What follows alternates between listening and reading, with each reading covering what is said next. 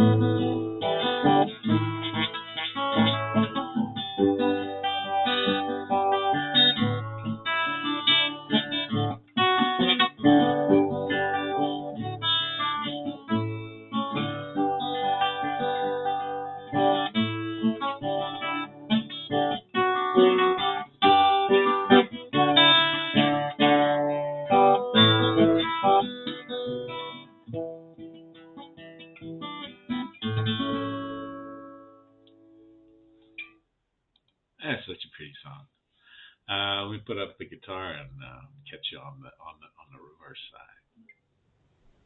Dr. William Painter here with Journey Road Ministries. Back as I threatened.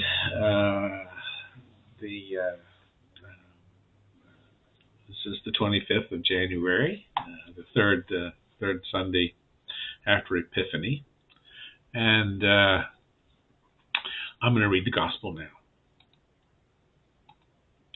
The Gospel comes from Luke chapter 4, verses 14 to 21.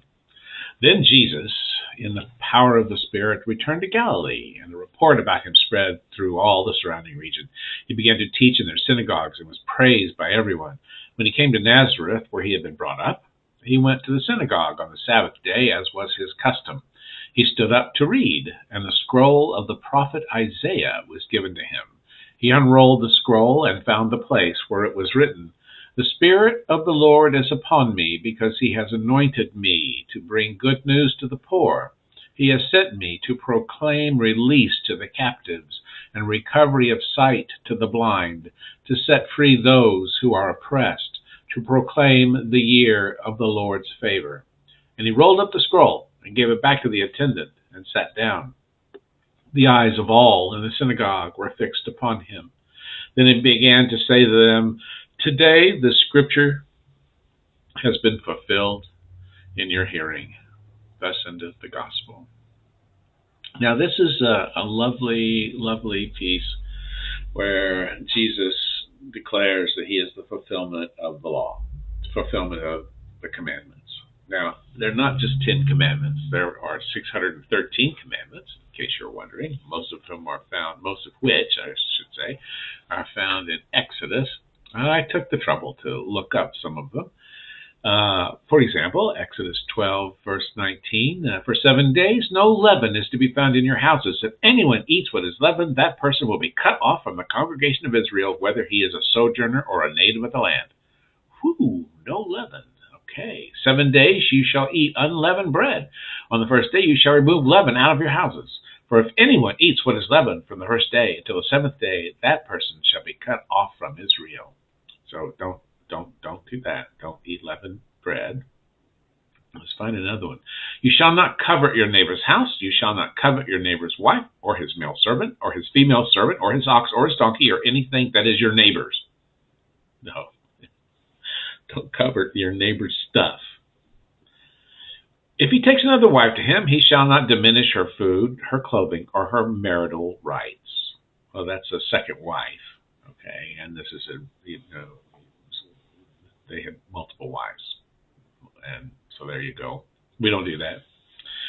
"Or if it is known that the ox has been accustomed to gore in the past, and its owner has not kept it in, he shall repay ox for ox, and the dead beast shall be his." There's 613 of these things, okay? This involves, if you lend money to any people with you who is poor, you shall not be like a money lender to him, and you shall not exact interest from him.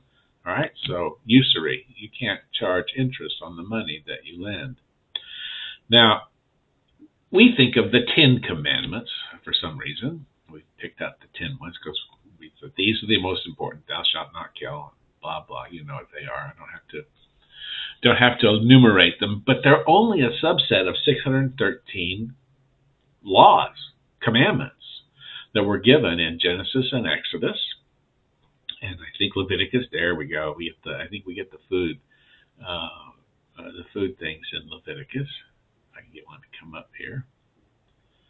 And, "Among those that chew the cud or part the hoof, you shall not eat these.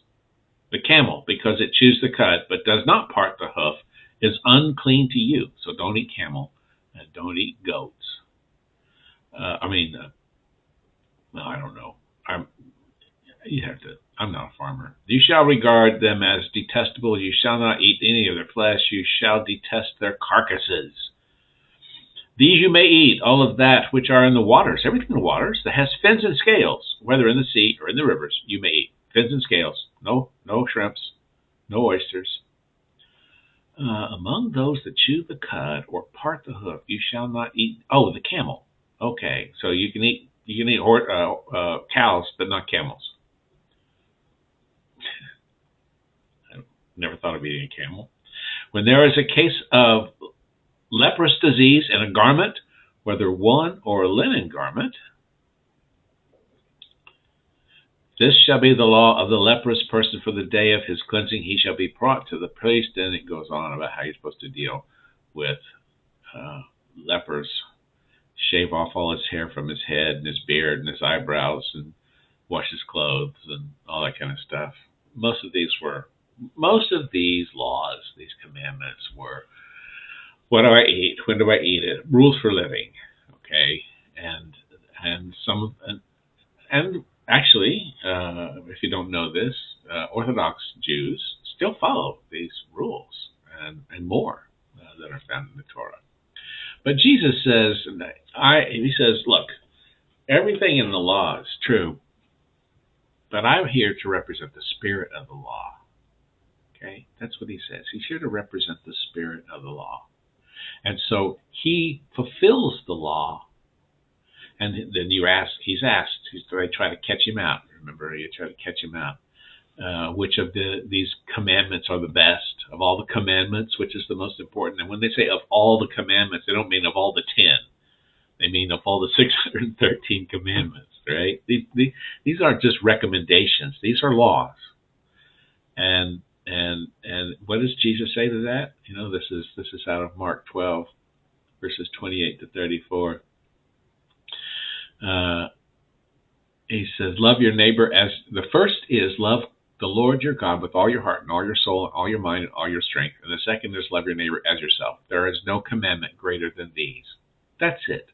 And so all those other 10 commandments pale in comparison to loving God with all your heart and all your soul and all your mind and all your strength.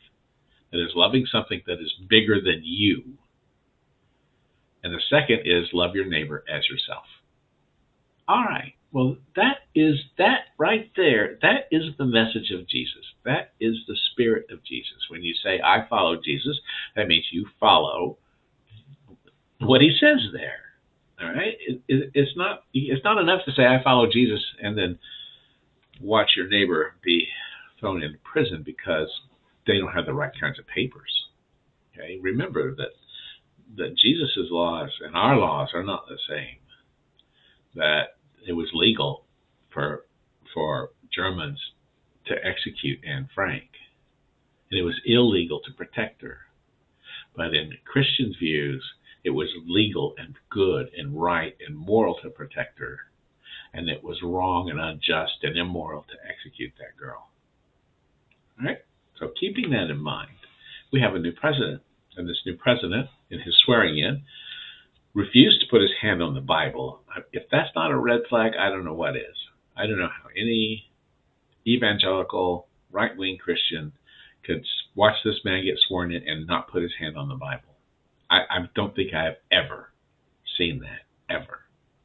And the second thing that happened of great note was his the confrontation by the Right Reverend Bud. What's her full name? Bishop. The Right Reverend Bishop Marianne Edgar Budd, or Booty. I don't know how you say her name. I don't know how to pronounce her name. Boy, she was amazing. And what does she say? She says to him, the people who pick our crops and clear our office buildings, who labor in poultry farms and meat packing plants, who wash the dishes after we eat in restaurants and work the night shifts in hospitals, they may not be citizens or have proper documentation, but the vast majority of immigrants are not criminals. They pay taxes and are good neighbors. Now, where did she get off saying that? How does a bishop get off saying that? I'll tell you where. From Matthew chapter 25, verses 40 to 45. The king will reply, truly I tell you, whatever you did for the least of these brothers and sisters of mine, you did for me.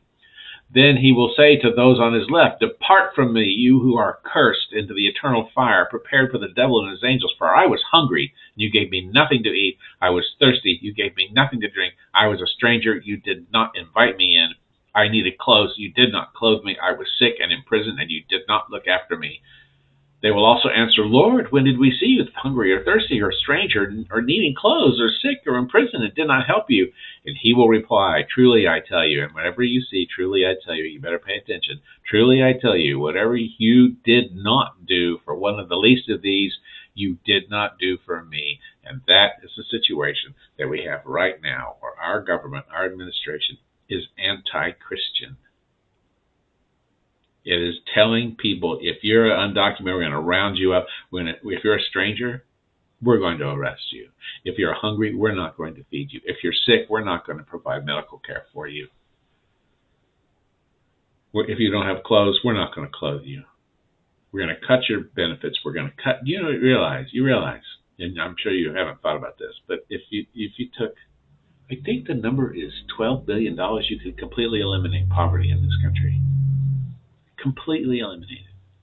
And yet, sitting up on that dais with our incoming president were multi-billionaires, people who had so much money that they couldn't possibly spend it all, looking to get more.